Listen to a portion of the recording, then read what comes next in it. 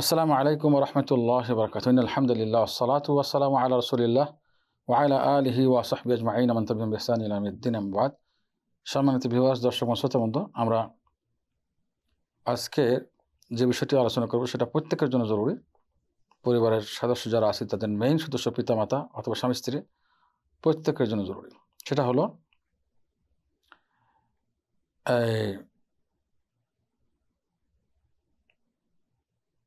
মহিলাদের সঙ্গে সদ্ব্যবহার অথবা স্বামীর অধিকার, এই বিষয়গুলো থাকবে। তা এই প্রথম আলোচনাতে যেটা থাকবে সেটা হলো, প্রথম পয়েন্টটি সেটা হলো স্বামীর অধিকার স্ত্রীর উপরে।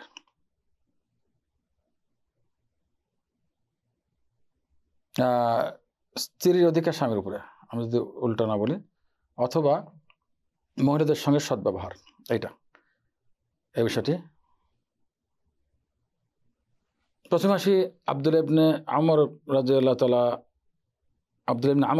আনহুমার হাদিস, রাসূলুল্লাহ সাল্লাল্লাহু আলাইহি ওয়াসাল্লাম থেকে। হাদিসটি সহিহ মুসলিমের 1467 নম্বর হাদিস। মহানবী সাল্লাল্লাহু আলাইহি ওয়াসাল্লাম বলেন, আদ-দুনিয়া মাতা' ওয়া খায়রু মাতা'id দুনিয়া আল মারাতু সালিহা। দুনিয়া হলো উপকার নেওয়ার স্থান, আর দুনিয়ার সবচেয়ে উপকারী বিষয় হলো নেককার, দিনদার, সৎ স্ত্রী। এখানে মহিলাদেরকে, স্ত্রীদেরকে সৎ স্ত্রীর শব্দ লাগানো, সৎ শব্দ লাগানো হয়েছে, মারাতুন সালেহা, নেককার, দিনদার। এটা দুনিয়ার সবচেয়ে বড় নিয়ামত। তার মানে যদি এই বৈশিষ্ট্য না থাকে, উলামা ইকরাম, আহলে তাফসীর, উলামা ইকরাম, হাদিস বিশারদগণ এই ব্যাখ্যা করেছেন যে যদি মহিলার মধ্যে সৎ এই গুণটা না থাকে, তাহলে এই মহিলাই হবে সবচেয়ে নিকৃষ্ট সম্পদ দুনিয়ার। কারণ বনী ইসরায়েলের ফাসাদ যেটা হয়েছিল, ফিতনা, সেটা বনী ইসরায়েলদের, মুসা আলাইহিস সালামের উম্মতের, সেটা একজন মহিলা ছিল। সাবধান থাকতে হবে। একই জিনিস সর্বোত্তম হচ্ছে, আবার একই জিনিস সবচেয়ে নিম্নের বা সবচেয়ে ঘৃণিত জিনিস হচ্ছে যদি সৎ না হয়। অসৎ মহিলার দ্বারা কি হতে পারে, এটা আমরা সবাই জানি সমাজে কি ঘটতে পারে। তো এইদিকে সৎ মহিলা বা সৎ নারী অথবা সৎ স্ত্রীর কথা বলা হচ্ছে যে সবচেয়ে উত্তম সম্পদ। আল্লাহু আকবার।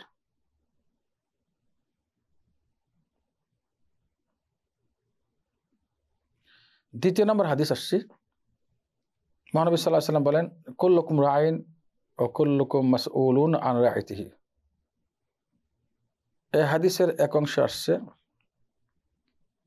যে পুরুষও তার পরিবারের জন্য গার্জিয়ান, এবং তার অধীনস্থ যারা আছে তাদেরকে জিজ্ঞেস করা হবে। এখানে স্বামীর কথা বলা হচ্ছে। তাহলে এই কথাগুলো বুঝলে আমরা এই স্ত্রীদের সঙ্গে সদ্ব্যবহার করতে পারবো, সদ আচরণ করতে পারবো। এখানে আল্লাহ তাআলা বলছেন, প্রত্যেকে তোমরা দায়িত্বশীল এবং প্রত্যেককে জিজ্ঞাসা করা। আল্লাহ রাসূল সাল্লাল্লাহু আলাইহি ওয়াসাল্লাম বলছেন যে প্রত্যেকে তোমরা দায়িত্বশীল এবং প্রত্যেককে তার অধীনস্থ যারা আছে তাদের সঙ্গে জিজ্ঞাসা করা হবে। এবং এক বাক্য এখানে যে ইমাম বা শাসক, তার অধীনস্থ জিজ্ঞাসিত হবে। বাড়ির পুরুষ, তার স্বামী, তাকে তার অধীনস্থ সামনে জিজ্ঞাসা করা হবে, সেটা স্বামী হোক বা বাপের আকৃতিতে হোক বা যেভাবে হোক। এটা সহিহ বুখারী, মুসলিম। সুতরাং জিজ্ঞাসা পরিবার পরিজনে করা হবে। আমাদের আয়ত্তে যারা, আমাদের স্ত্রী, ওদের সন্তান, প্রত্যেককে নিয়ে জিজ্ঞাসা করা হবে। সাবধান থাকতে হবে, সঠিক উত্তর আমাদেরকে চয়ন করতে হবে দুনিয়াতে। তৃতীয় নম্বর হাদিসে যেটা এসেছে সেটা হলো সহিহ জামি সগীরের হাদিস 1774 নম্বর, এবং সেই হাদিস শেখ আলবানী হাসান বলেছেন, গ্রহণযোগ্য। সেটা হলো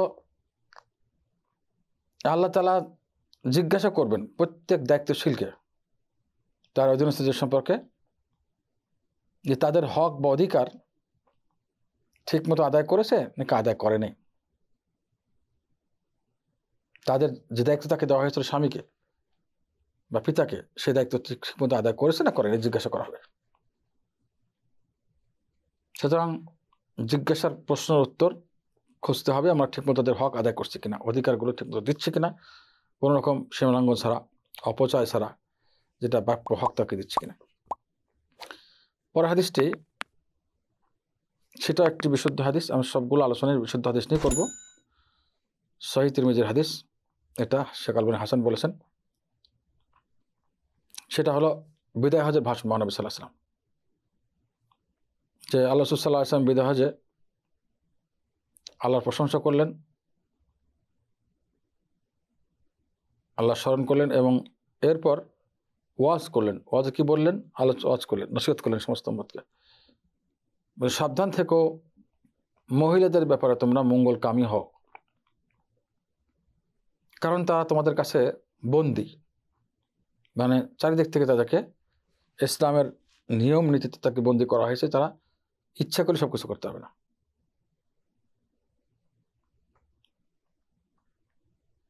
সুতরাং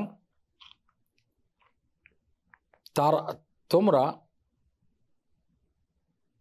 তাদের ব্যাপারে অন্য কিছুর মালিক না, তাদের ছাড়া অন্য কিছুর মালিক না। তবে হ্যাঁ, অন্য কিছু সীমা লঙ্ঘন করতে হবে না, অন্য কিছু করতে হবে না, এই বিষয়টা খেয়াল রাখো। তাদের হক আদায় করতে হবে। তবে তাদের মধ্যে কেউ যদি ব্যভিচারের মতো কাম করে বসে, সুস্পষ্ট হওয়ার প্রমাণ আছে তার শরীয়তের নিয়ম অনুসারে,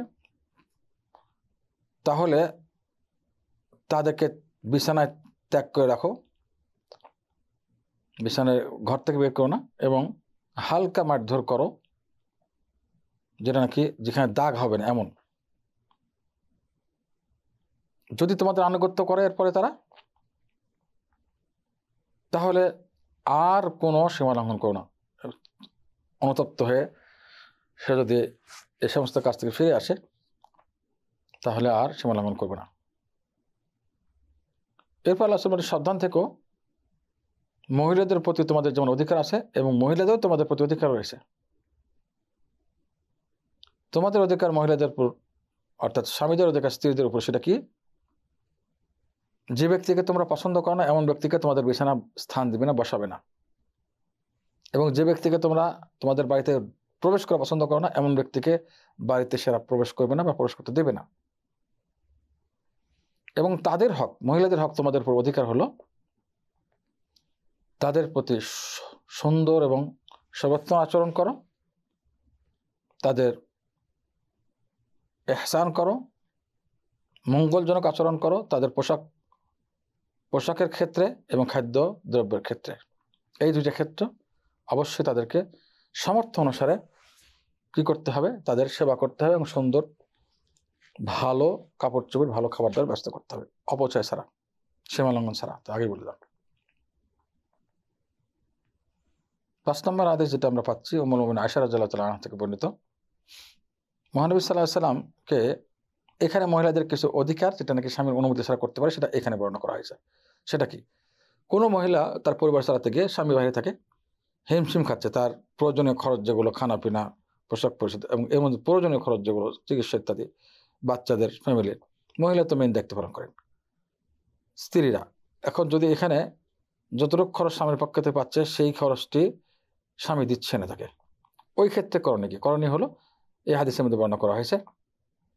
মহানবী সাল্লাল্লাহু আলাইহি ওয়াসাল্লামকে একজন মহিলা প্রশ্ন করেছিলেন, মহিলার নাম এখানে উল্লেখ আমি নিচ্ছি না, সম্রাট তারা সাহাবিয়া ছিলেন, তবে হাদিসে এসেছে বলা যায় কিন্তু নিচ্ছে না, হিন্দ নামের মহিলা।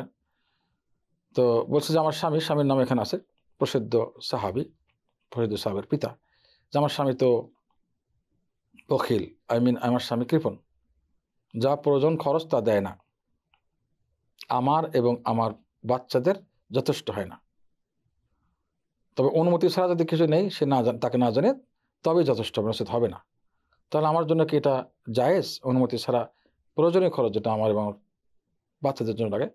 মহানবী সাল্লাল্লাহু আলাইহি ওয়াসাল্লাম বললেন, যেটা প্রয়োজনীয় খরচ তোমার দরকার হয় প্রথা অনুসারে, দরকারি জিনিস ওই যেখানে বসবাস করে সেখানকার প্রথা অনুসারে, এতটুকু জিনিস তুমি ইচ্ছা করলে তোমার জন্য যথেষ্ট হয়, তোমার ছেলেপেলের জন্য যথেষ্ট হয়, এতটুকু খরচ না হলে যা দরকার তা নিতে পারবে অনুমতি ছাড়া। অনুমতি দিয়ে দিলেন, সহিহ বুখারী মুসলিমের হাদিস। এটা একটা বড় আমারও এখানে কয়েকটি কথা। 1 নম্বর হলো কতটুকু যথেষ্ট এটা নির্ধারণ করতে হবে। তো আমাকে 80% দিচ্ছে, 20% দিচ্ছে না, শুধু 20% নিতে হবে। কখন অনুমতি ছাড়া নেওয়া প্রয়োজন হবে জায়েজ হবে তার জন্য? যদি অনুমতি দিলে না দেয় এমন, অর্থাৎ কিভাবে করে দিতে চায় না বা রাজি হয় না, তখন মহানবী সাল্লাল্লাহু আলাইহি ওয়াসাল্লাম এভাবে অনুমতি ছাড়া নেওয়ার অনুমতি দিয়েছেন। কারণ অনুমতি দিতে গেলে বা কথা বাড়াবাড়ি হতে পারে, ফিতনা হতে পারে, গন্ডগোল সৃষ্টি হতে পারে, এই জন্য অনুমতি ছাড়া নেবে এবং চুপ থাকবে, তাকে বলবেও না, প্রয়োজন নেই। আর যদি এমনটি হয় যে অনুমতি ছাড়া নেওয়া সম্ভব না, টের পেয়ে যাবে, তো অনুমতি নিতে হবে, না দিলে প্রয়োজন বোধে তৃতীয় পক্ষ ডাক্তার, সালিশ, উভয় পক্ষের আত্মীয় স্বজন কিনে, তা না হলে কোর্টে যেতে হবে। এবং এইসব যাওয়ার আগে অবশ্যই তাকে বিভিন্নভাবে চেষ্টা করতে হবে যেন, যেটা সমর্থ থাকা সত্ত্বেও প্রয়োজনে খরচ দিচ্ছে না, এটার জন্য রাজি করানোর চেষ্টা করতে হবে। এরপর হাদিসটি আবু সাঈদ খুদরি থেকে, যেটা আমি উল্লেখ করেছিলাম, মুসলিম শরীফের বিশুদ্ধ হাদিস। আল্লাহ রাসূল বলেছেন, দুনিয়া হলো একেবারে সবুজে ঘেরা, দুনিয়াটা হলো সবুজে ঘেরা, চারিদিক সবুজ এবং সুন্দর, গ্রিন হাউস দুনিয়াটা। আল্লাহ তাআলা তোমাদেরকে এখানে প্রতিনিধি হিসেবে পাঠিয়েছেন দেখতে যে কে কেমন আমল করো। তোমরা দুনিয়ার ব্যাপারে সাবধান থেকো, দুনিয়াকে তাকওয়া অর্জন করো দুনিয়ার ব্যাপারে, এবং মহিলাদের ব্যাপারে তাকওয়া অর্জন করো, আল্লাহকে ভয় করো, বা মহিলাদেরকে ভয় করে চলো, মহিলাদেরকে ব্যাপারে সাবধান থেকো, তোমরা দুনিয়া এবং মহিলাকে ভয় করে চলো, তাদের দুনিয়ার লোভনীয় বিষয় থেকে নিজেকে রক্ষা করার জন্য, মহিলাদের অবৈধ বা দিন বিরোধী কার্যক্রম বা এই ধরনের অ্যাক্টিভিটিস থেকে সাবধান থেকো। কারণ বনী ইসরায়েলের প্রথম ফিতনা এসেছে মহিলাদের দ্বারাই ফিতনা এসেছে। এরপর হাদিসটি আবু হুরায়রা রাদিয়াল্লাহু আনহুর হাদিস, যেটা সহিহ আবু দাউদের হাদিস, সহিহ হাদিস। এটা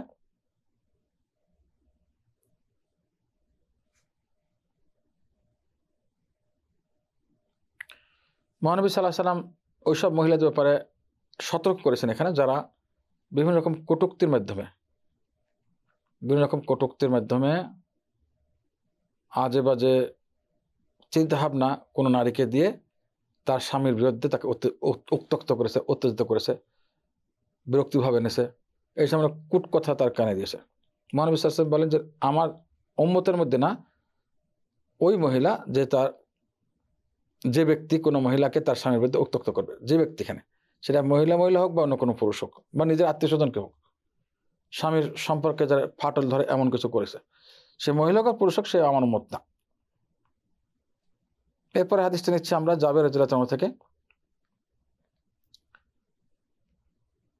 এখানে মহিলাদের ব্যাপারে আমাদের সাবধানতা অবলম্বন করতে হবে, স্ত্রীদের ব্যাপারে আল্লাহকে ভয় করতে হবে। এখানে উল্লেখ আছে যে আল্লাহকে ভয় করো তোমাদের স্ত্রীদের ব্যাপারে, কারণ তোমরা এটা দায়িত্ব নিছো আল্লাহ তাআলার যে নিয়ম নীতি, নিরাপদ হওয়ার যে নিয়ম নীতি, সে মাধ্যমে, অর্থাৎ মোহর দিয়ে বৈধভাবে আল্লাহ তাআলার নিরাপত্তার মাধ্যমে, স্বামী বৈধভাবে স্ত্রীকে গ্রহণ করলে নিরাপদ থাকে এই হিসেবে আল্লাহ তাআলার নিরাপত্তার মাধ্যমে তোমরা এটাকে নিয়েছো, গ্রহণ করেছো, এবং তাদের আল্লাহর কালিমার মাধ্যমে, বিবাহের যে কালিমা, এর মাধ্যমে, আল্লাহর কালিমার মাধ্যমে এটাকে, তাদের লজ্জাস্থানকে হালাল করেছো। সুতরাং তোমার উপরে যেমন নাকি তাদের উপরে যেমন তোমাদের অধিকার রয়েছে, সেটা হলো যাদেরকে পছন্দ করো তাকে বিছানা বসে দেবে না, এমনটি করলে হালকা মারধর করতে হবে। এবং তাদেরও তোমাদের প্রতি অধিকার রয়েছে, সেটা হলো যে তারা তাদের রিজিক, খানা পিনা, পোশাক পরিচ্ছদ, যেটা নাকি প্রথা অনুসারে দিবে, বেশিও না কমও না। এখানে অতিরিক্ত বিষয়টা হলো মহিলাদের ব্যাপারে আল্লাহকে ভয় করো, যা আল্লাহ যা করছে আল্লাহ দেখছেন এবং এর হিসাব হবে, এটা হলো মেইন জিনিস। এরপরে হাদিসটি হলো মুআবিয়া ইবনে হাইদা রাদিয়াল্লাহু তাআলা আনহু মহানবী সাল্লাল্লাহু আলাইহি ওয়াসাল্লামকে জিজ্ঞাসা করেছেন, হে আল্লাহর রাসূল, আমাদের কোন স্ত্রীর আমাদের প্রতি অধিকার কি? এখানে ক্লিয়ার হয়েছে খানা পিনা, পোশাক পরিচ্ছদ কিভাবে দিবে, এটা ক্লিয়ার করা হয়েছে। মহানবী বললেন যে তুমি যেটা খাও সেটা খাও, একই মানের খানা। আর কি, যেটা তোমরা যে পোশাক পরিধান করবে, একই পোশাক তোমরা পরিধান করো। তার মানে কি পুরুষের জামা মহিলাকে দিবে না, একই মান, সমমানের। যে খানা তুমি খাবার সেই সমমানের খাবার। এখানে হতে পারে যে সেটা স্ত্রী ডাইটিং করে অথবা স্বামী ডাইটিং করে, তো প্রত্যেকের যে মানের খানা আমরা খাচ্ছি, একই মানের ডাইটিংয়ের খানা তাকে দিতে হবে, সেম খাদ্য না, বুঝতে হবে বিষয়টা। খাদ্য ভিন্ন হতে পারে, তবে একই মানের, একই মূল্যের খাদ্য দিতে হবে। এরপর আল্লাহ রাসূল বলেন যে তোমরা তাদের চেহারায় মারধর করো না, সাবধান, চেহারার উপর আঘাত করা দেবে না। আর কি, তাদের ব্যাপারে যেহেতু তাদের ব্যাপারে আল্লাহর কাছে বদদোয়া করো না, যেহেতু আল্লাহ তোর মুখ কালা করে দিক, এই কথাগুলো বলো না। আল্লাহ তোমাকে মুখ কালা করুক, এই শব্দগুলো বলো না। মানে এটা আরবি শব্দ আমি বাংলা করলাম। এবং তাদেরকে তাদের ঘরে একা রেখে দিও না, ছেড়ে দিও না, যেহেতু ওখানে আলাদা করে থাকো, তোমাদের ওদেরকে রেখে দিলাম, এমনটি করো না। ভুল হলে সংশোধন করো, কিন্তু এভাবে রেখে দিও না।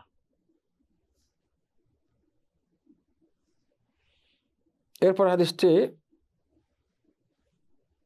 মহিলাদের মারধর সম্পর্কে মহানবী সাল্লাল্লাহু আলাইহি ওয়াসাল্লাম নিষেধ করেছেন।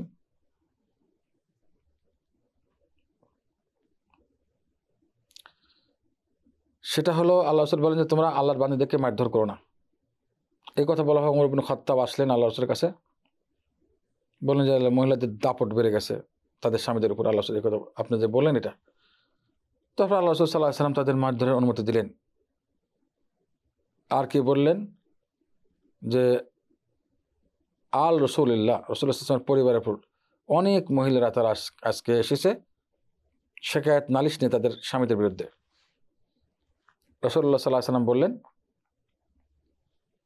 যে অনেক মহিলারা শিকায়েত নিয়ে আসছে, যাদের বিরুদ্ধে শিকায়েত করেছেন এই মহিলারা তারা সর্বোত্তম মানুষ না, বা তারা উত্তম মানুষ না, তোমাদের মধ্যে উত্তম না, তারা অধম, তোমরাই উত্তম।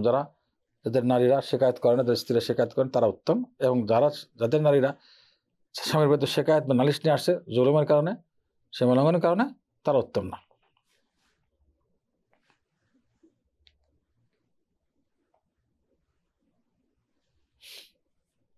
আয়েশা রাদিয়াল্লাহু তাআলা আনহা থেকে বর্ণিত মুমিন, ভালো করে খেয়াল করুন, স্বামীদের জন্য মহা উপদেশ।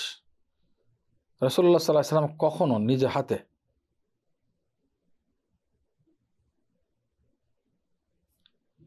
কাউকে মারধর করেননি, এবং কোনো স্ত্রীকেও মারধর করেননি, কোনো খাদেমকেও মারধর করেননি। তবে তিনি আল্লাহ রাস্তায় জিহাদ করেছেন। যদি আল্লাহ তাআলার সম্মানহানি হয় সেখানে তিনি ইন্তেকাম বা প্রতিশোধ নিয়েছেন। যদি কোথাও আল্লাহর হারাম বা সীমা যেতে দিয়েছেন, সীমা লঙ্ঘন হয়, সেখানে তিনি প্রতিশোধ গ্রহণ করেছেন। সহিহ মুসলিমের হাদিস 6195। আরেকটা হাদিস এখানে আমরা পাচ্ছি, এটাও খুব জরুরি। আলোচনাগুলো অনেক দীর্ঘ, আমরা ছোট ছোট তো 15-20 মিনিটের সে বিষয়ে আলোচনা করব না।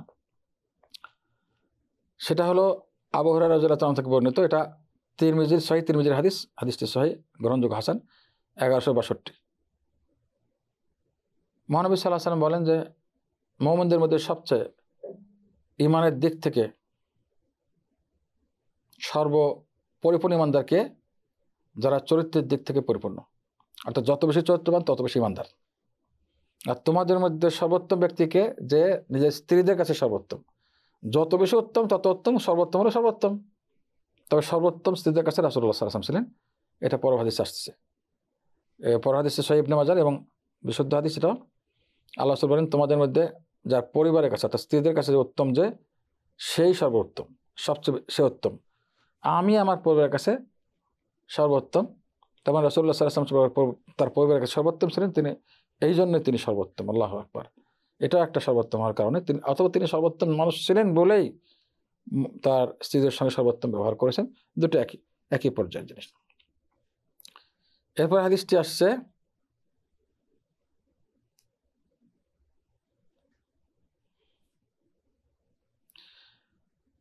যে আল্লাহ রাসূল বলেন যে হে আল্লাহ, আমি দুই দুর্বল গ্রুপের জন্য তাদের হকের ব্যাপারে আমি মানুষদের কাছে খুব শক্ত অবস্থান নিচ্ছি।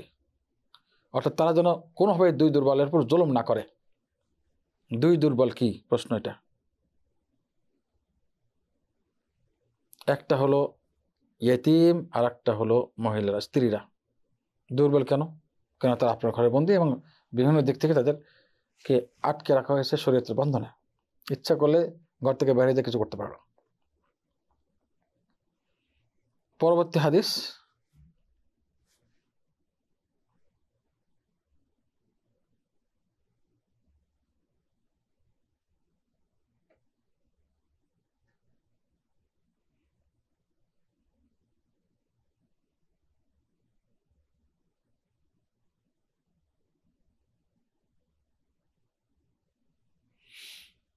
পরবর্তী হাদিসটা বলে আমরা এই প্রথম পর্ব শেষ করবো ইনশাআল্লাহ। এটা আবু হুরায়রা রাদিয়াল্লাহু আনহু হাদিস এবং সহিহ মুসলিমের হাদিস 2358। রাসূলুল্লাহ সাল্লাল্লাহু আলাইহি ওয়াসাল্লাম বলেন যে একটি দিনার তুমি আল্লাহর রাস্তায় জিহাদ ফিসাবিল্লাহ খরচ করেছো, আরেকটি দিনার তুমি কোনো দাস মুক্তিতে খরচ করেছো, আরেকটি দিনার তুমি মিসকিনকে সাদকা করেছো, দান করেছো, আরেকটি দিনার তুমি তোমার পরিবার পরিজনের জন্য খরচ করেছো। এখানে প্রশ্ন ছিল যে 4টি দিনের মধ্যে সবচেয়ে উত্তম দিনার কোনটি? মহানবী বলেন সবচেয়ে বেশি সওয়াব হবে ওই দিনারটির জন্য যেটা নাকি তুমি তোমার পরিবারের জন্য খরচ করছো। আল্লাহু আকবার। আমরা তো অনেক সময় স্ত্রীদেরকে কিছু দিতে চাই না, বাজার করতে অনেক চেপাচেপি করি, বাজার করতে সামর্থ্য আছে, প্রতিদিন দেখা যাচ্ছে ডাল রুটি, অথচ সামর্থ্য আছে মাঝে মাঝে গোশত কিনতে পারে, মাঝে মাঝে আর রুটিন বাজারের চেয়েও ইচ্ছা করলে রুটিনের বাইরে কিছু খাওয়ানো উচিত।